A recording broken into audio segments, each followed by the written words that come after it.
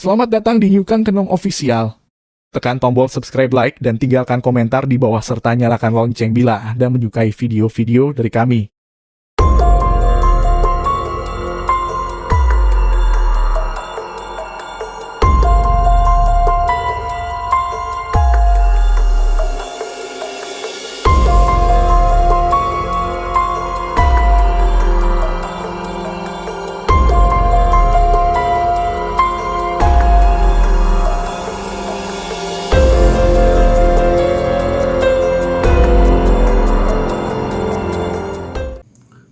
Assalamualaikum warahmatullahi wabarakatuh. Salam Rahayu. Oke, pada malam hari ini kita akan ngobrol-ngobrol membahas tentang ilmu peninggalan dari leluhur atau ilmu kanuragan warisan budaya, ya, budaya Jawa maksudnya.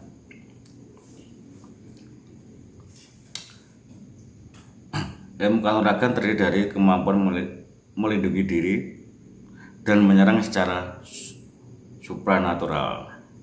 Ada banyak pendapat pro dan kontra tentang ilmu ini. Itu kalau ilmu itu dibuat baik, itu banyak yang pro. Dalam arti baik bisa dibuat untuk menolong. Tapi kalau ilmu ini dibuat untuk kejahatan, itu yang kontra biasanya. Jadi berikut ini ajen-ajen sakti kanuragan dari Jawa yang terkenal.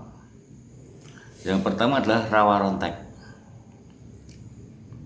Ajen Rawa Rontek itu membuat pengguna itu bisa hidup kembali atau hidup abadi. Berdasarkan mitos, penguasa ilmu kanuragan ini tidak akan mati meskipun kepalanya dipenggal. Nantinya kepala itu akan menyatu kembali dengan tubuhnya. Jadi pada waktu dia berkelahi, terus kepalanya dulu kepenggal, turun ke tanah, jatuh ke tanah, akhirnya dia kembali lagi ke asalnya dan hidup lagi, bisa berkelahi lagi. Itulah salah satu ilmu Rawa Rontek, atau itulah ilmu Rawa Rontek seperti itu, gambarannya seperti itu, ya. Ilmu Rawa Rontek ini dipercaya adalah sebagai ilmu hitam. Terdapat kutukan bagi pemilik sebagai konsekuensi saat dia meninggal. Wujudnya bakal berubah menjadi manusia kecil dan mengering seperti jenggot. Di ilmu Rawa Rontek itu juga punya kutukan. Tidak seperti ilmu-ilmu yang lain. Kutukannya seperti tadi, dia mau mati itu wujudnya enggak sama dengan seperti ini, tapi lebih kering, lebih kurus seperti jenglot. Itu ilmu Rawa Rontek. Sekarang yang kedua adalah ajian Genap Ngampar.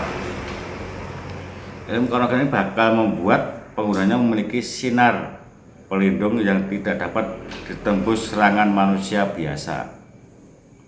Serangan yang dimaksud berasal dari pedang, bambu, peluru, bahkan bom. Sinar itu bisa dilemparkan kepada sasaran dan berwujud seperti ledakan, semakin fokus dan kuat. Maka semakin besar efek yang dihasilkan. Namun, tubuh tidak akan terlindung sebagai beberapa saat setelah menggunakan sinar tersebut.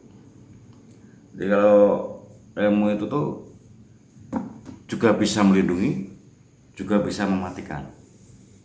Dalam artian gini, andai kata kita tuh diserang dengan peluru, dengan senjata tajam, atau dengan bom apapun, kita dilindungi selama sinar itu masih ada dalam tubuh kita. Tetapi kalau kita gunakan ilmu itu untuk melempar ke lawan, pada saat itu juga kita diserang. Nah, ilmu itu tidak akan ada fungsinya. Karena apa? Sudah kita gunakan untuk menyerang. Itu adalah ilmu Genap Ngampar, ya. Sekarang yang selanjutnya adalah Lembu Sekilan. Ajen ini merupakan tameng nomor 1 untuk menjaga keselamatan diri dari musuh. Semua jenis serangan fisik terhadap pengguna ilmu kanuragan ini akan meleset sekitar sekilan atau sejengkal.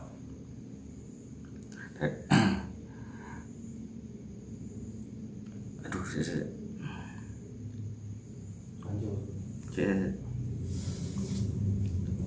kepacet balik. Action. Yang ketiga adalah ajar lembu sekilan. Ajar ini merupakan tameng nomor 1 untuk menjaga keselamatan diri dari musuh. Semua jenis serangan fisik itu akan berhenti dalam sekilan atau sejengkal tanpa mengenai tubuh dia.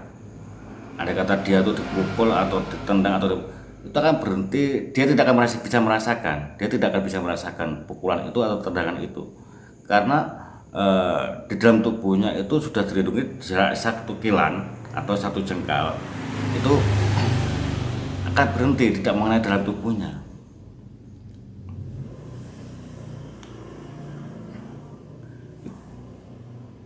Itu adalah lembu sekilan ya. Yang keempat adalah ajian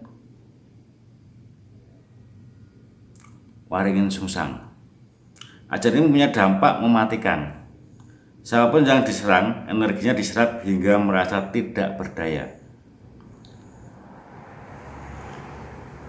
Ajian ini diciptakan oleh Sunan Kalijaga, sebab pada masa itu terdapat banyak kejahatan yang berasal dari pendekar dan ahli sihir berilmu hitam yang menekan kekuatan untuk ilmu kanuragan berasal dari Tuhan Yang Maha Esa.